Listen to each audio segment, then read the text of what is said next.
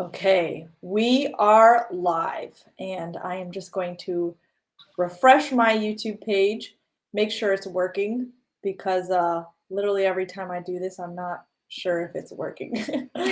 So I always want to double check. And good, and I can see that it is. So I'm just going to open up my chat here so that I can. So what you, if you want to look at chat, you can either do it directly here in Restream. If Okay. you're on your phone, I'm actually not sure where it'll show up. Maybe on the bottom? I can see it. I just Oh, clicked you on can? a text Okay. bubble. Now I can see them. So, Okay, yeah. perfect. So if you want to pay attention to chat, that's where it is. I know it can get difficult to pay attention to it though. And then I have some moderators in the chat. Blackhawk is one of them. Hey Trip, hey Keith. Yeah, I don't know how it is when you're at races or with your dad, but I'm 32 and I feel somewhat protective of you. So I'm like, I don't want anyone swearing in front of her. I don't want anyone being rude. So moderators in the chat, feel free to go ham if anyone is not appropriate or not PG-14 anyways. Yeah, okay, so we got a few people joining in already. Hi everybody. This is Kayla Yaakov. Did I pronounce your name right? Yeah, you're kind of there. That was How do probably you say it? one of the closest ones. Ah, damn it. I mean, oh shoot. Yeah, you're I fine. mean, You're dang fine. it. Okay. So could you pronounce your name for us and also tell everybody a little bit about yourself, just a little intro before I Yeah. start heading in I'm with the Kayla questions. Yaakov. I'm 14 years old. This year I competed in the Moto America Junior Cup and in the Yamaha R3 Cup in Europe. And yeah, it was a crazy year, and yeah, I loved it, the whole thing. I've been racing since I was 4 years old, and just Wow. since I went into the sport, I loved it, and I still do. That's awesome.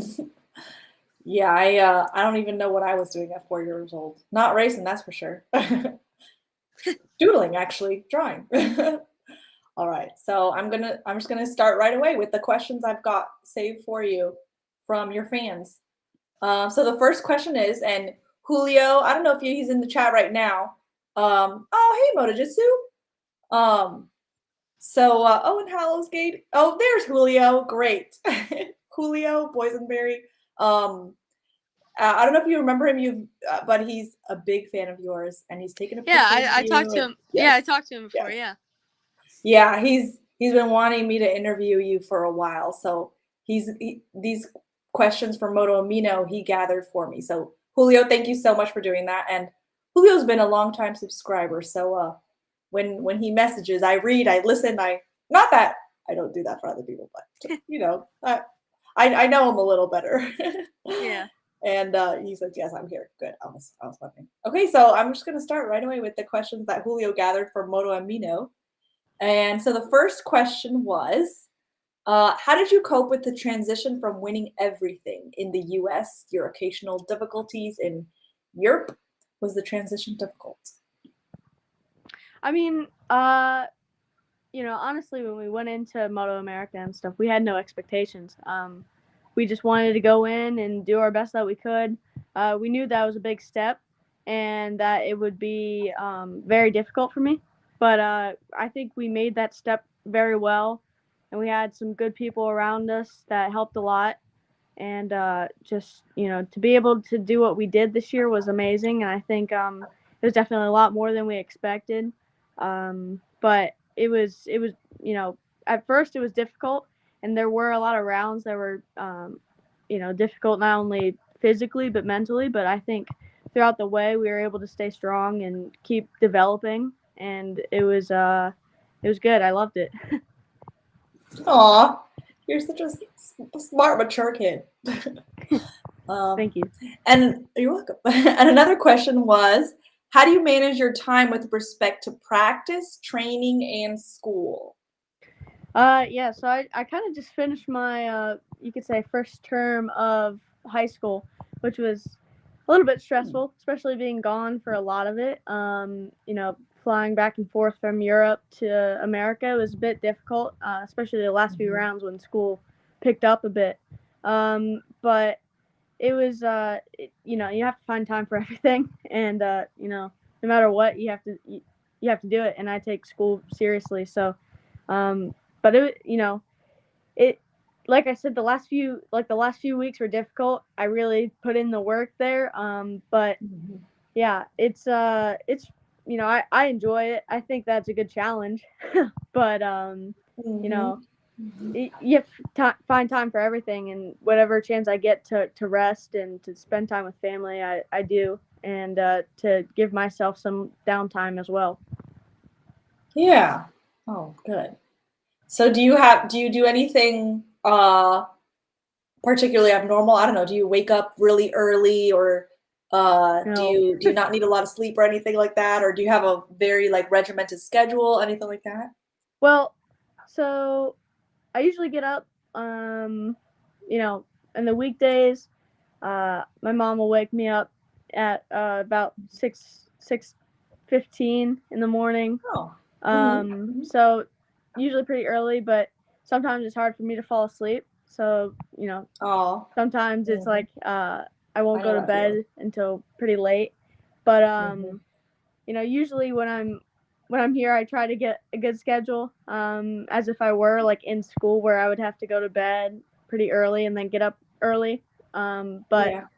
yeah, I like sleeping, but not at night. It's weird because I can't fall asleep, Oh, but not at I'll night. sleep. You're a night owl then. Yeah, yeah. So if you didn't have your parents waking you up or telling you to go to bed, you'd probably be sleeping much later and I would guess. Maybe a little bit. Yeah. All right, another question. How far out of your comfort zone were you in your very first European race? How did you cope? Or were you even out of your comfort zone? Or Well, did in it the feel first race, normal? I was in Italy in Mazzano, and that race was awesome. I loved it. To be in that paddock, especially the World Superbike paddock, it was really fun. And I think we had a test before that because it's a new cup and it's a new series, so we were able to figure out the bikes and get used to the mechanics and all the crew there. But yeah, the first race was a little bit overwhelming at first. I think just meeting so many people and having fans. One of the first rounds having fans with World Superbike was really cool. Um, and meeting some of my heroes and stuff. It was awesome. But racing Oh, wise, I think it was definitely a learning curve. I think that we learned a lot about qualifying and what we needed to do better, which some of it we still have to figure out, and it's part of the learning process. But yeah, it was just a lot different, and I think just the way it was run, especially from going from club racing to Europe, just like that was difficult, and definitely a new thing. But I liked it a lot. The program was great. The people were great. I met a lot of really cool people there and some good friends. And yeah, I mean, it was amazing. And I think the first few races, I was surprised. We just wanted to try to be, not last. That's what we came there doing. We didn't want to be last, and we came out with points, and we were happy about that. And I think it was a really good race and a really good step, especially for our first race there. that's awesome. Way to go. And I see a lot of questions coming up in the side chat. And just a heads up, I don't want to ignore you all, but I do want to pay attention to Kayla. So I'm gonna save YouTube questions for the end. We've got an hour here with her, but I'm gonna start with the Moto Amino questions. That's where Julio started this live stream really, and he's gotten the questions from Moto Amino. So I'm gonna start with those super chat questions. Take priority. And if we can get to the side chat questions in the end, I will make sure to. And some of you may have noticed that I made you moderators just now. So this is a live stream. Usually I have no rules, but today we have a 14-year-old. I want to be respectful. So Yeah, so some of those of you who are moderators, longtime subscribers, y'all know kind of. Yeah, I mean, I trust you also. Like Julio, I just made you one. Hippie Trev, I just made you one. MJ, I just made you one. So keep an eye out for me. And if you need to hide anybody, you can. But so far, I think everyone's been pretty friendly, which is usual, but just in case. Okay, so another question was, who have been your inspirations in racing? Definitely from a young age, it's always been Nikki, and I think it will always be Nikki for me. Being able to meet Roger and some of the family last year was amazing, and it was a great experience. And I think that brought me closer. Um, you know, it it's difficult because we kind of went through the same thing. He was going through the ranks, and then eventually he just went to Europe, and he did well. I mean, he did really well just going over there and to be able to do what he did, and that's just my dream is to do the same thing he did. And when I went to Misano, I was able to visit his memorial and stuff, and it was a really cool experience. And just Wow. their family's great. I love Roger. They actually let me run Nikki's number in the European Cup since my number was taken, and I had a great Wow. tribute on the back of my helmet to Nikki, and it was Aww. a big thing for me. And I still have that helmet just hanging in my room. But yeah, Oh. definitely Nikki Hayden. Mark Marquez is, you have to like Mark Marquez, whether or not you like him as a person, but from what he's done, from what he's done, and stepping up the level in MotoGP, and we can even see him now. After a big injury, being able to come back, it's just that's only things very, very talented people can do. And also Top Rack, being able to meet him in World Superbike definitely gave me more credit to him as a person and as a rider, because he was able to come talk to me and help me out a little bit, which was really cool.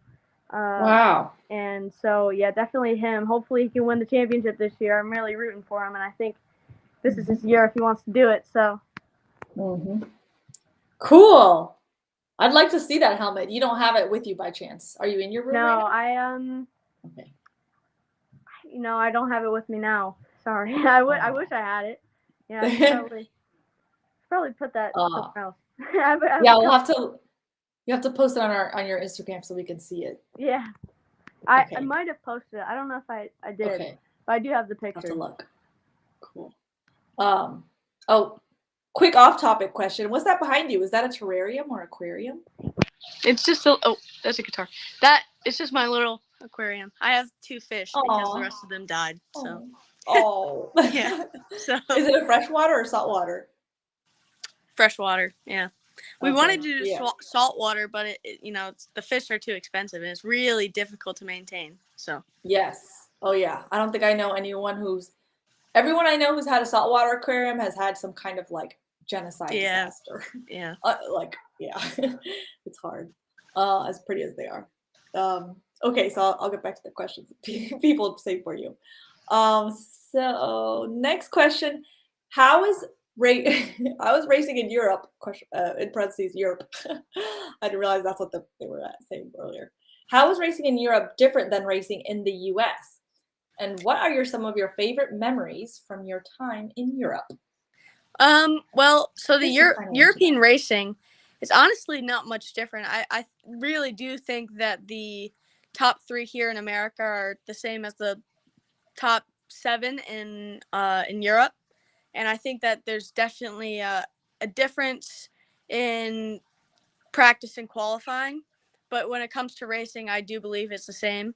But yeah, just in like practice and qualifying, no matter if they know the track or not, they're 100% as soon as they leave the pits. And I think that's something that a lot of people here take time to do.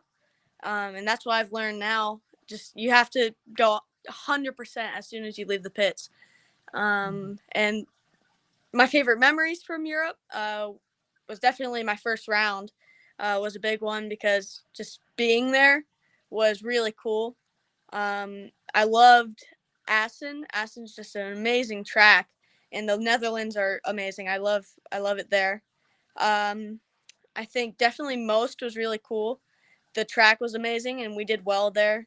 And Magny-Cours, just the whole experience at Magny-Cours in France was amazing.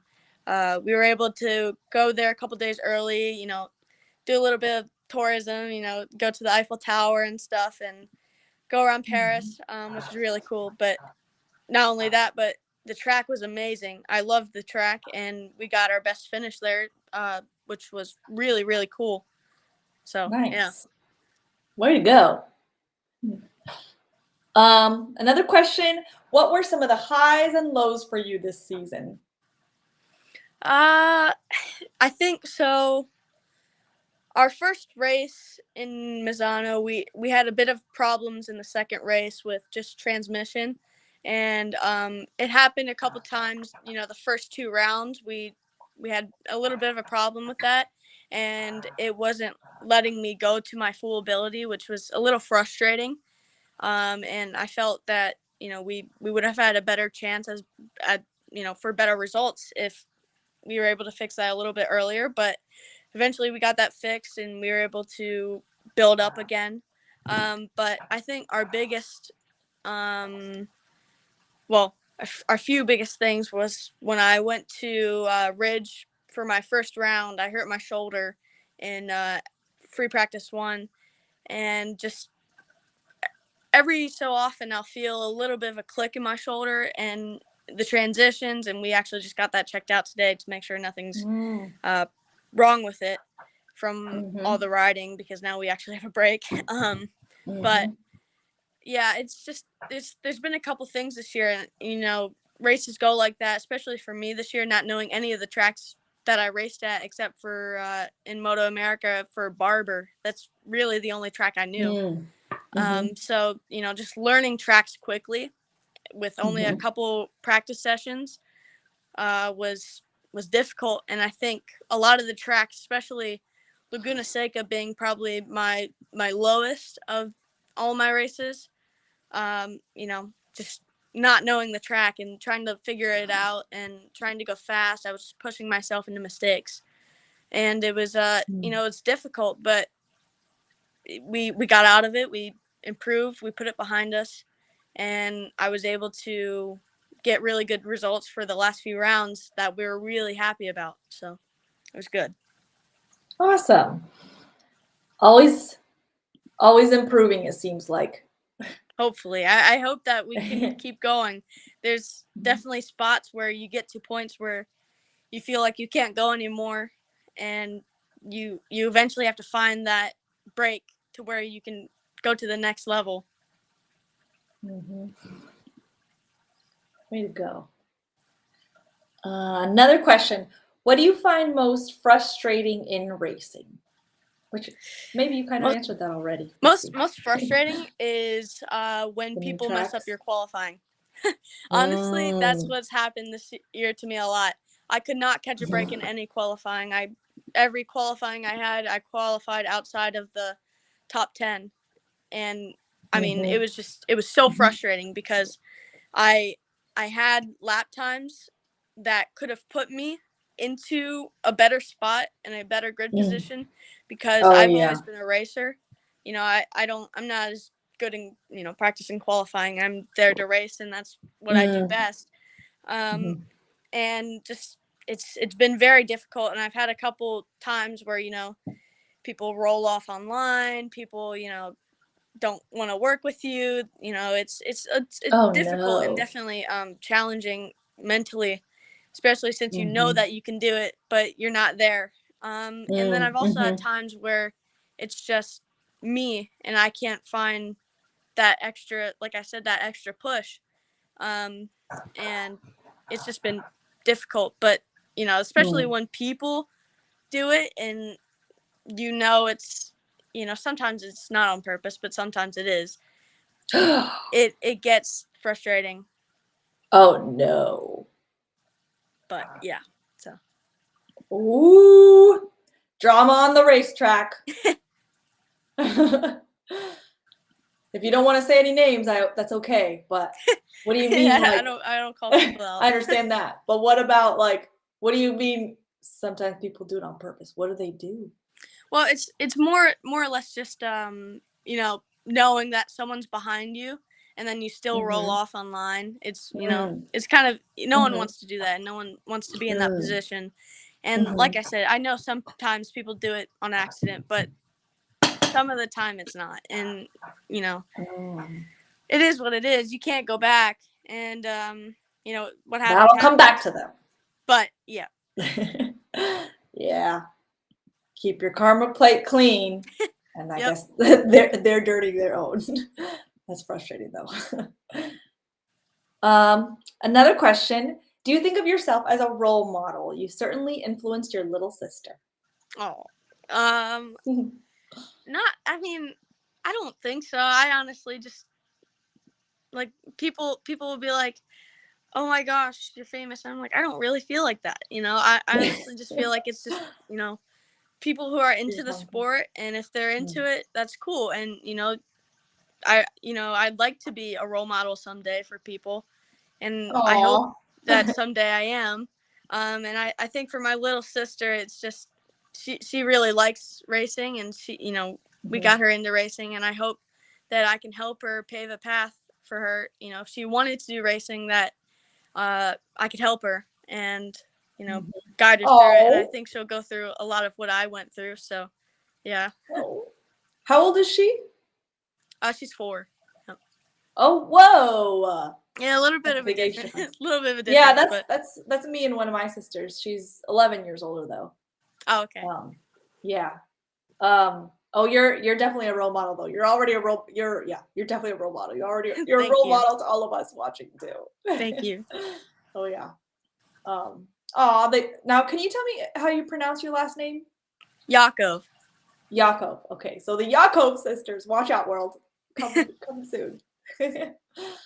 All right, now moving to the Instagram questions. So Chic Ride Apparel asked, "What's the fastest she has ever gone?" Well, I've never really been on a leader you're probably bike. not looking at that at the speed. You're probably looking at the yeah, and when you're going, you don't really feel like it's that fast. Probably the fastest I've gone is probably around like 150 something. Shoot! But I feel like if I was on on a bigger bike, obviously I would go faster on the straightaway. But yeah, you don't really feel it. You're in tuck, and you just kind of like you're looking where you want to go. You're not really looking around you, and when you do look around you, it's like, this feels slow, but it's really not. That's hilarious. Yeah, I guess you're on a sport bike with all the great wind deflection, and if you're used to it, it feels like nothing. I'm like, I ride a lot of standard bikes, so I feel like 80 miles an hour. I'm like, I'm like in a wind turbine. Yeah. Oh man. All right, next question. Erin Sari asked, and look what she said. She said, "Wow, what a role model she already is at such a young age." Thank you. Please ask her what is her favorite music playlist to pump you up for riding. Well, to pump me up, my dad's always been like a big metalhead, so I have to do a lot of hard rock before I go out. But I also enjoy like pop and hip hop a little bit. Not as much the newer stuff. A lot of the kind of classic hip hop. I mean, I still do some of the hip hop stuff, but I think some of it is a little bit too auto-tune. A little too much for me. But yeah, I think definitely like hip hop is just like good for like when I'm going to bed, or sometimes if I'm about to go out. But hard rock is probably what I listen to like right before I go out. So yeah. I wouldn't have guessed that. What are some of your favorite either songs or musicians? Well, the one I listen to a lot before I go out is kind of like a tradition almost, is like I I Stand Alone by Godsmack, which is probably not a song that a lot of people have heard of. But that, and, I just, it's kind of hard to, Enter Sandman's good. I actually just saw that on the chat. Enter Sandman's good. But I think that, like, Metallica's good as well, and Disturbed and stuff is really good for, if you're into, like, rock and you want to get pumped up, that's a good thing. But, like, hip-hop wise, it's kind of, depending on what I'm going for. It just depends on what kind of mood I'm into. But, yeah. So not Taylor Swift. No, Taylor Swift. I'm not about that. And then another question was, what is your dream bike? Well, eventually when I go into, if I go into MotoGP or into World Superbike or something like that, I'd like to be in World Superbike. I'd like to be on the Pata Yamaha team. And I think they have a really great bike there, a really good package. And then in MotoGP, either Repsol Honda or Monster Energy Yamaha. So, yeah. Ooh, nice. All right. Next question is from Britt Brapp. Are you ever afraid while riding? I think after my first time on a big bike track, I was just, I lost the fear of it. And I think after you do something for a period of time, it goes away. There's definitely, like, scary moments to say, but I think at the end of the day, that's what I want to do. And, that's, you have to accept some of the consequences of it, whether it's injury or, crashes and stuff. But I think it's definitely, it can't, like I said, it can be scary at times, but you look past it and, eventually at the end of the day, you're doing what you want to do and it's what you love to do. Okay. Yeah, I think that actually answers the next part of the question of this question. It's like a multi-question part. It was how do you overcome mental barriers on the racetrack? And I think you answered that part, saying how you're doing what you love to do. And then another part of this question, part 3 of 4, was have you ever crashed? And if so, how did that impact your mental capacity to race, and how did she overcome that? Yes, I have crashed many times. It's part of the sport. I mean, especially if you look at MotoGP at that high level, it happens a lot, and you're pushing to the limits, and eventually you go past the limit sometimes, and either that's a small mistake or a crash. It could be either one. But yeah, I've crashed multiple times, and not all of them have been as forgiving as others. But I think that mentally, it's you learn to go past it quickly, and you're there to do a job, and you're there to perform as well as you can. And especially, like, if it's on a race day or a race weekend, you put it behind you as quickly as possible and just try to help out with either your team or your mechanic. Try to get the bike back as soon as possible, the right settings, and just whenever you go out, you just don't think about it. And if you think about it, it usually gets worse. But you put it behind you and you look forward to the races ahead, and keep trying to put it behind you. Keep going, straight focus. So yeah. Yeah. All right, Britt Brapp. I don't know if she's in the chat right now, but I'll have to let her know you answered her question. She recently got in an accident up in the mountains where she broke her back. She's not good. Yeah, I know she's been talking about that. It's been on her YouTube channel. It's been painful and difficult getting back into riding, like physically painful, but she's still doing it. Yeah.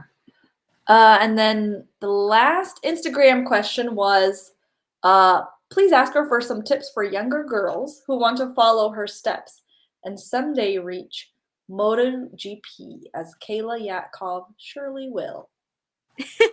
Well, tips for young girls. So Well, first of all, getting into racing, it's, you have to convince someone or, whatever, you buy your bike, whatever. And you really want to figure out, is this what you want to do? Or, do you want to just race? And I think those are two different things.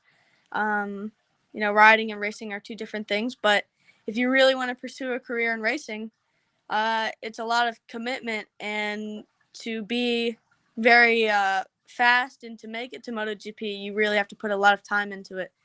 And especially since, sometimes girls lack upper body strength, and that's a big part of the sport. You really have to focus on certain muscles and certain things to improve. And honestly, it's just about, if you put your head in that spot and you really, really want it, you have to work for it, and eventually the work pays off. It's just starting. Oh, sorry, my thing. I have to get my charger. Sorry, my phone's at like 20%. But like I was saying, ooh, living on edge.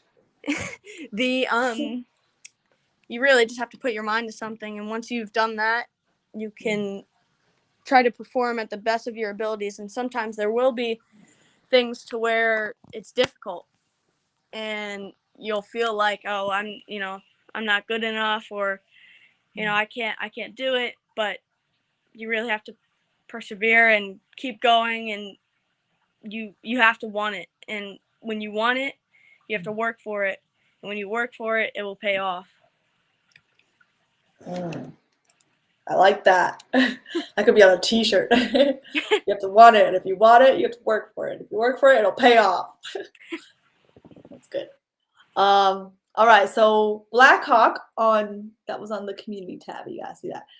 Asked. And everybody, just a heads up. I only got 2 questions left from the saved questions, so I'm going to open up questions to you all.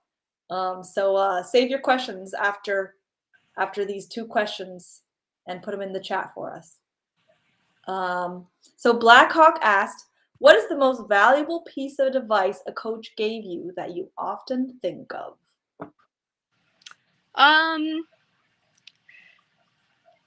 Well, there are a couple things. I think early on it was more about, I don't know, I kind of have to think about that one. I think more recently it's been one thing that Top Rack said to me was that when I can be more aggressive going into a corner and not as much on braking, because he said the braking was good. Just throwing it into the corner and really muscling it into the corner would help me a lot. And I think also just a couple coaches have helped me just with, not as much race strategy, but with learning tracks and trying to perfect certain things that will help me lap after lap. And, a lot of this year has been, I think one of the biggest things for me that I've heard was learn the track and, the lines of the track, and try to perfect certain things, and the lap times will follow. Don't go for the lap time straight away, because when you go for that, you make mistakes, especially when you're first learning a track. It's very difficult because you'll want to push 100%, but you push yourself into mistakes, and then oftentimes that leads you to, once you actually know the track well, pushing into those mistakes then. So just trying to figure out the track, figure out the lines, figure out everything before you push for a lap time. And yeah, so that's probably about it. Getting to know the track. Most important first. Okay, cool. And then actually that last question I had saved, you actually already answered it. Someone asked, what's your dream motorcycle? And someone else already asked that. So that means we're all clear with the Instagram and pre-questions. So now we're opening up to the side chat questions. And I already screenshotted one, and that was Anonymous Biker asked, if you've ever ridden, this is very specific, the BMW 1000RR. No, I have not. I've actually never really been on a leader bike. Probably the biggest bike I've been on that I can think of right now was probably a R6 maybe. So I've actually never been on one. I wish that I could, because that would have been an experience, definitely. And hopefully I can get on one soon with this off season. But yeah, I think also I've been on a Moto2 bike, to also put that in there, because that's probably bigger than the R6 that I rode. But Nice. But it was cool. I think if I went on the bigger bike, that would be really cool. The power to weight, the weight of me as well, would probably put in a little bit of wheelies. There might be a little bit of anti-wheeling in there, but it might not hold as much of me. But yeah, I mean, it would be cool to ride. Hopefully I can ride one soon. Oh, sweet. Do you have any issues like with the height? Like, how tall are you? I'm like 5'4". What? No, you're not. Yeah. You're taller than me.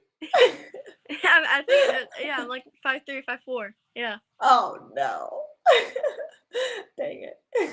But that's seen as small. Like, I'm probably done growing. That's seen as pretty small in the racing world. Oh yeah. So hopefully that's small is good in the racing world. In the rest of the world too. Yeah. Yeah. You know what? Now that you mentioned that, I think I reached this height at 14 also. Yeah. Yeah. So you may be done. So I guess that's good though, because you're, as far as I know, you still like racing and keep wanting to do it, right? Yeah. Yeah. Yes. All right. So next question was Julio asked if your dad ever raced in Europe. And she has 2 questions. Well, basically he went to a cup race, and he was actually in first or second place. I don't remember. In this cup race, if you got top 3, you would go to Europe. In the last lap of the race, actually, Jason Desalvo was leading. He crashed out of the last lap of the race. So out of second place. So he almost made it, but he got so close. But no, he didn't get a chance to go over there. I think he was definitely very fast, and he could have had a good chance of, maybe doing something over there. But yeah, it just didn't work out for him. Oh man, that must have been frustrating to get like really close. Yeah. But now he has a daughter racing and another daughter interested in racing. I imagine that probably helps. And the other question Julio had was, Kayla has had a few injuries. Let's hear about them. Okay, so my first injury was I broke my left wrist. I was riding my PW50 at my house, and actually my grandma was waving to me, and I waved back to her, and then I didn't see a cone, and I rode right into a cone, which was not ideal, and I broke my wrist. And then my second one was actually pretty dumb.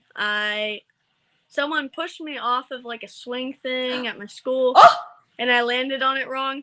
But then it wasn't that bad then. I think I might have just sprained it then. But then I went out to eat, and I tripped on a single step and landed on my arm. No. Yeah, and I broke it then. And then I broke my right wrist doing motocross. And after that, I sprained my ACL and tore my meniscus in my knee doing motocross. So, and then I hurt my shoulder this year at the Ridge Motorsports Park in my first round of Moto America, which I was luckily able to race, even though it was pretty painful, but I was able to race. Yeah, that didn't feel too good either. Dang, you're a trooper. Yeah, I know. Like, I mean, I just sprained my ankle a few weeks ago, and it's still hurting. Yeah. Like, even just walking still hurts.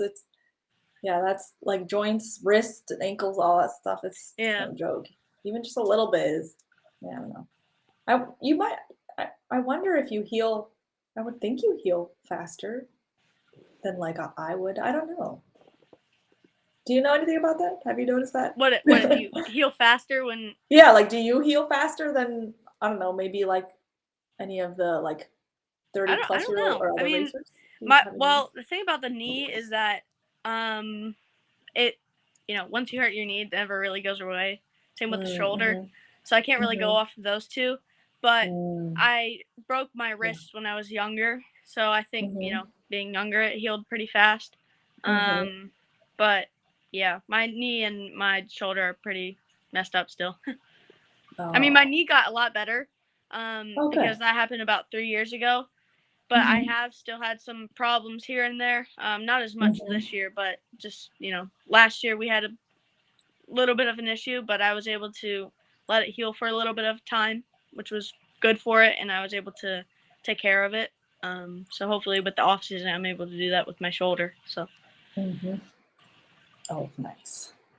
Okay, and so now I'm going through the questions in YouTube. So I've just been taking screenshots off It's Good so I can save them all. And hey, Ehart asked, what made you want to start racing, um, or even just maybe how you started the race, well, how you my started dad racing raced for too, if you don't 15 remember. years. Hmm. So Wow. he wanted me to just ride, and eventually I said I wanted to race, which was Mm. uh, probably the best thing I could have done. And so I started on flat track, and I went to motocross as well.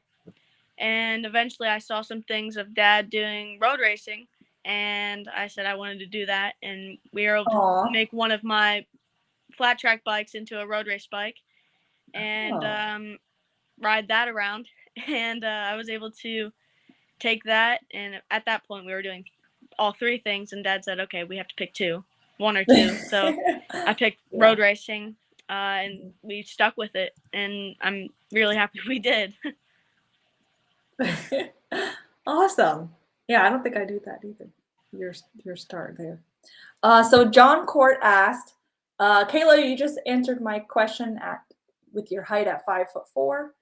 What is your weight and how do you keep fit? Yeah. So I'm about like 120 pounds. And hopefully before the beginning of the season, we could, do a little bit of training. And I think it's a decent weight. But if I could put a little more muscle on and Mm-hmm. with the same amount of weight would be good, especially for the beginning of the season. Now it's off season. Not saying that I'm taking a big break, but I'm taking a little bit of a break before I get back into intense training. But yeah, right now I'm doing just a lot of cycling and a couple upper body strength training. But when it becomes closer to the beginning of the season, I'll be doing a lot more physical activities and more strength training and stuff. So, yeah. Mm-hmm. Mm-hmm. And I see John Court asked another question that kind of relates to what you just asked, so I'll ask it now. But he asked if you, what do you do to build up strength, and have you ever done CrossFit to control your weight? I don't think so. I think we really just Mm-hmm. went off of what we felt would be best for me Mm-hmm. and for my training and for my style and just went off of that, and as well as talking to some racers that I actually got some really good advice from Maria Herrera, who's a very fast female racer in Europe. Yeah. And I got some advice from her that I've taken, and yeah, I think Mm-hmm. definitely it's just about what suits me and my style the best. Mm-hmm. Yeah. Because I could do as much as I want to do with a certain area, and it's not going to benefit me as well. But Mm-hmm. yeah, Yeah. Yeah. Plus, CrossFit, I think, like adds a lot of weight in muscle, and yeah, I think like people get injured a lot with that. It's like you cannot yeah, afford to be injured in more cycling. Like I haven't even been like I do jujitsu, and I haven't been going to class lately because I've been doing all these road trips, and I'm like I am sick of like being like hurt in jujitsu when I'm getting like hurt on road trips. Like I don't want both. Like I need to be able to ride. I can yeah, put yeah. you Like that's first. That's first priority. And then Jay Callan asked, he was asking, so is 600 is your class or the 14-year-old class? Sorry, what did you say? There's a helicopter passing over my house right now. They're looking for you. Yeah. Jay asked if your class is the 14-year-old class or the 600cc class. So my class here in the States is from 14 to 28, and then my class in Europe is from, I think, 12 or 13 to 20. So yeah, and then here in the States we're riding on either Yamaha R3s, Kawasaki 400s, or the KTM RC 390, and then in Europe it was a full Yamaha R3 Cup. Ooh. Oh, neat! I've ridden all those bikes. I really like all those. Not race style, but just on the road.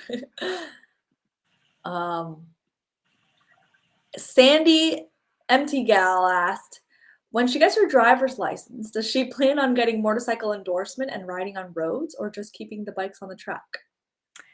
Honestly, I'd probably keep the bikes on the track.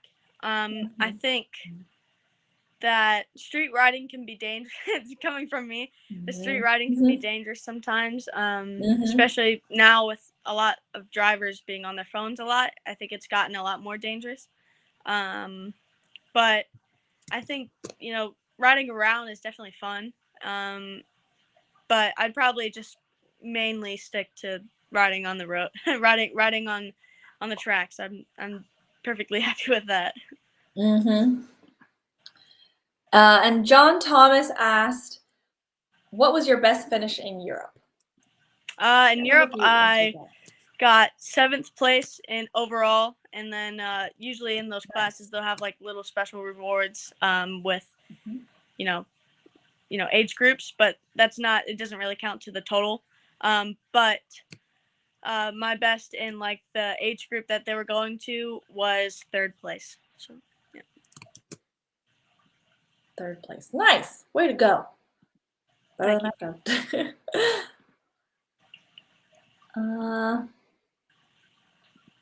Okay. Now I got some new questions that I was screenshotting again too. Bill asked, I wanted to ask this too. What is your favorite bike? Well, personally that I've ridden is probably my Kramer 690, which is a KTM 690 motor. It's very fun.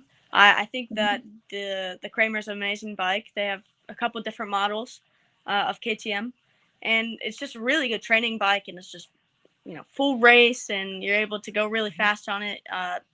It's a very nice body position, especially if you're going for, like I said, more of a race style bike. I really like that bike a lot. The Yamaha R3 is very fun to ride. And the NSF 250R is, that's a GP bike, which is very fun to ride as well. All right. Cool. I had to look up the Kramer 690. Let me see. Maybe I want to see if I can share it. I know I can. I just don't remember how to do it. So let me do that. Here we go. Share screen. I'm going to share my entire screen while I. Okay. Can you all see that clearly? So like these Kramer 690. Yeah. What's your favorite one? Yeah, they're really cool bikes. And just really fun to ride. Oh yeah. And cool. yeah, I think it's just a really, really cool package they have, and that the whole bike itself is really, really fun. Ooh. Oh, nice. Yeah, I've never actually seen never heard of one. I didn't know they had one. Oh, really? Kramer Motorcycles USA. And interesting that it's the KTM engine. Oh, here we go. Yeah, Kramer builds like the frame and does a few modifications to it. Oh, U.S. distributor. Located in West Fargo, North Dakota. Yep. I forget his last name, but his first name is Joe, and he's a really cool guy. He helped us out last year in the off season of getting us bikes to a couple different tracks, and helping us train over the off season. But the Kramer guys are really cool people. They'll help you out whenever you need any parts, or if you have any questions about the bike. It's really they're really nice people. Cool. Here's Joe. Joe is a motorcycle mechanic institute graduate in Harley Davidson early and late model and Honda programs. Wow. Okay. Let me quit that. Disable camera. Oops. Wrong thing. Okay, there we go. Another question. iMoto Pilot asked, how does Kayla feel about the pending age limit change in Moto 3? Well, this is a bit of a, not really controversial, but racing controversial question. I think that for me personally, I think a lot of people have different opinions on this, especially with this year having so many crashes that, were in the younger classes. It's, for me, it's a little bit frustrating. I think that the age requirements aren't going to change much, as much as limiting the number of riders on the track at once. I think that's definitely the biggest thing. The biggest issue that these classes had was that there were so many people on the track, and it was just it was so many people on the track at once, and it caused, everybody wants it. Everybody wants to win. Everyone wants to get a really good result. So if you have all these people pushing for that and someone makes a mistake, it happens. And unfortunately, we had some pretty bad incidents this year. But I really think that the age requirement is just a bit frustrating, especially for me as a younger rider trying to go to the higher ranks. It's going to cause a bit of a problem for me in the next few years. But I can't change anything about it. It's FIM. It's what they want to do, but it's frustrating for me. So they are going to do it, or are they just talking about doing it? They are going to do it. That's what they put out. I mean, maybe something will change in the next few years. We never know, but there have been a couple of racers that have spoken out about it. Laura Spaz being one. Saying that it's not really the age requirement. It's supposed to be. He basically said the same thing I said, was to where the grid sizes were a big portion of what caused the accidents. And yes, I mean, it is a bit of a coincidence that it is the younger riders, but it is what it is. We can't really change. We can't change much about it. Yeah.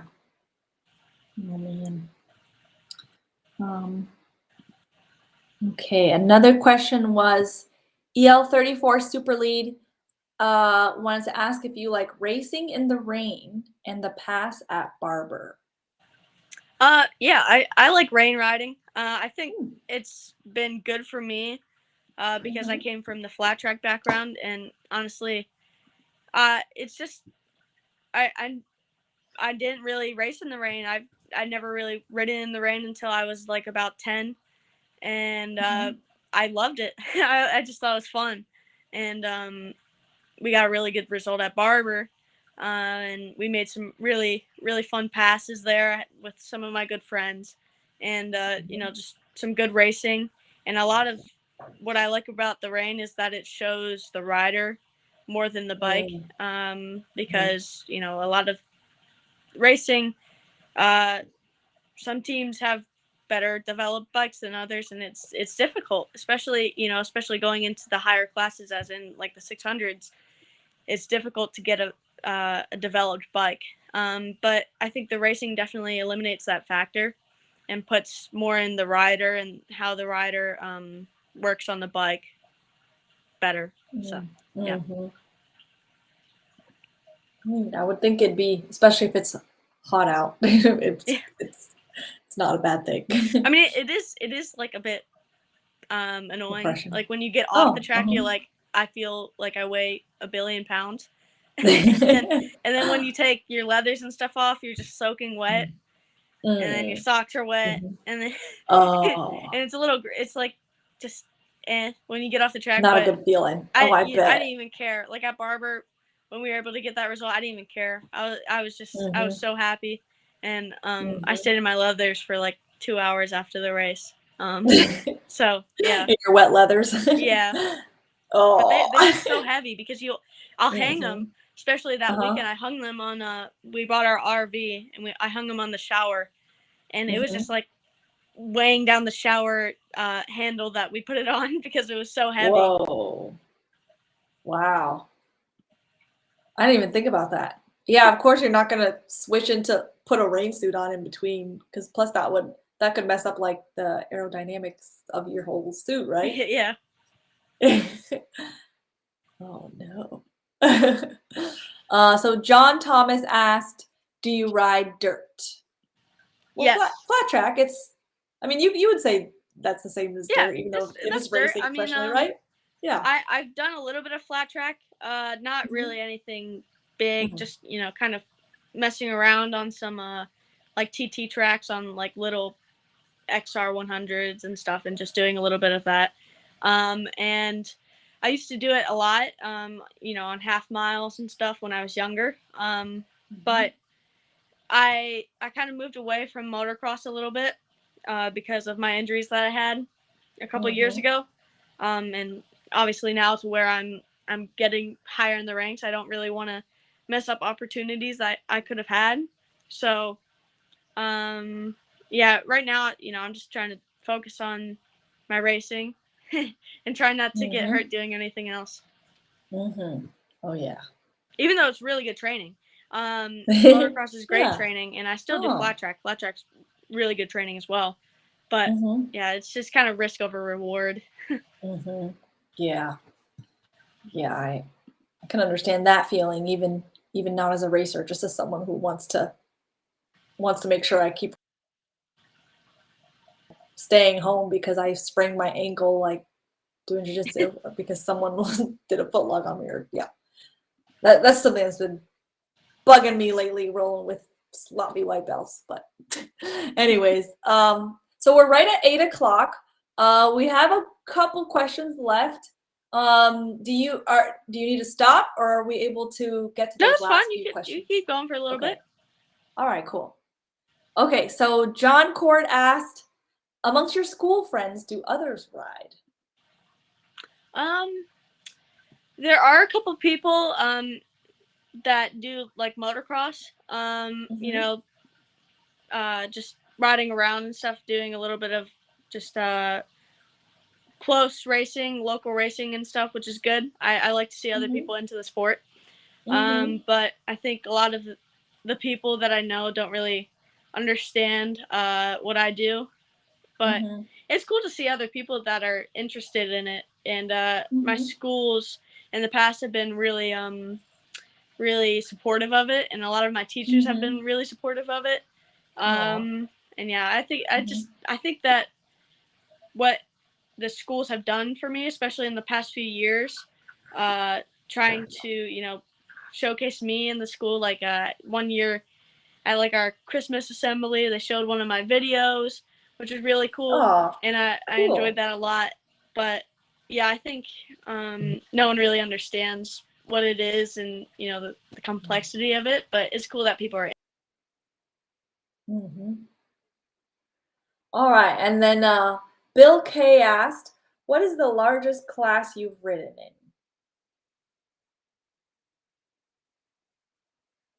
in? I think we lost your audio, Kayla. Let me make sure I didn't like mute you by accident or anything. Mm. Oh no, we lost her. Oh, okay, well, hopefully she'll pop right back in. Oh, there she is. Sorry Hey, about that. no worries. I've panicked for only a couple seconds. um, so that, oh, I forgot what the question was. Let me see if I can find it. Oh, the question was, Bill K asked, what is the largest class you've ridden in? um, Probably middleweight, so like 600s and 750cc bikes on my smaller bikes I've ridden in. I've never Mhm. really raced on the bigger bike just because we've been so focused on our bikes and trying to get better on them.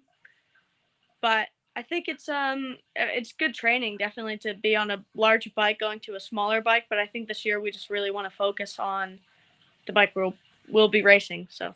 Mhm. Oh yeah. Mhm. Jay Callan asked, do you feel more rewarded after beating a 28-year-old as opposed to beating someone your age? Does a 28-year-old come over and congratulate you? Honestly, I feel like I just race against competitors. It's I don't care where not saying I don't care where you come from. I don't care how old you are. If you're male, female, or whatever. I really don't care. It's you guys are my competitors, and I have a lot of good friends in the paddock that I race against. And at the end of the day, we're all just we're trying to win. We're trying to get good results, but we're all good friends. There's not many people in the racing community that don't really like each other, which is good. I mean, you don't want that, so it's really nice. And I think I do have people I talk to a lot, and we congratulate each other after like really tough races with each other. It's really funny because we'll be in this intense battle, and then as soon as like we pass the finish line, we're all like, "Oh, that was really cool. Oh, did you see that? You see my save? I saved it in this," and it's really fun, and I enjoy it a lot. Oh, that's awesome. Being friends with your competition too. Yeah. Oh, awesome. Okay, so I think we are going to end it there. So everybody, thank you so much for coming by. I didn't want to read the chat too much since it's just me and Kayla. I didn't want to ignore her. So now I want to shout some of you all out. Thank you so much for being here. Julio, thank you for putting it together. John Core, Black Biker, Jay Collin, and W. Everett, Alex, Jay, John, T. Dirt, Bill, LTL, Annette, and Ehard, whole lot of you. I'm not going to read all 60 plus names, but thank you all so much for being here. And Kayla, where can everyone find you? What's the best way to find you? And is there anything you want to let everyone know to keep an eye out for? I don't know, anything you're working on and that we should keep an eye out, or I don't know, anything you want to share before we go? Yeah, well, first of all, thank you all for coming out. It's really nice to see that people are tuning in for this and going for this Q&A and stuff. So, but thank you also to you for setting this up. This is a really cool thing. I like answering these questions. It's fun to interact with people. Yeah, there's a couple things coming out shortly. Hopefully we can get them out in the next few weeks. And yeah, some big stuff happening for next year too. So hopefully we can put that out soon. I am on Facebook and Instagram at Kayla Yaakov. Just my name, KaylaYaakov. And yeah, I do have merch. You could probably DM me about it because we did have a live sale that happened for a little bit. But if you DM me, I don't know if we have the website running at the moment, but yes, if you DM me on Instagram or Facebook, whatever, I could try to help you out, get you some shirts, and yeah, I think that's about it. All right, sweet. Thank you for being here, Kayla. Yep, thank you very much. Keep an eye out for you. Okay. Bye, everybody. Bye.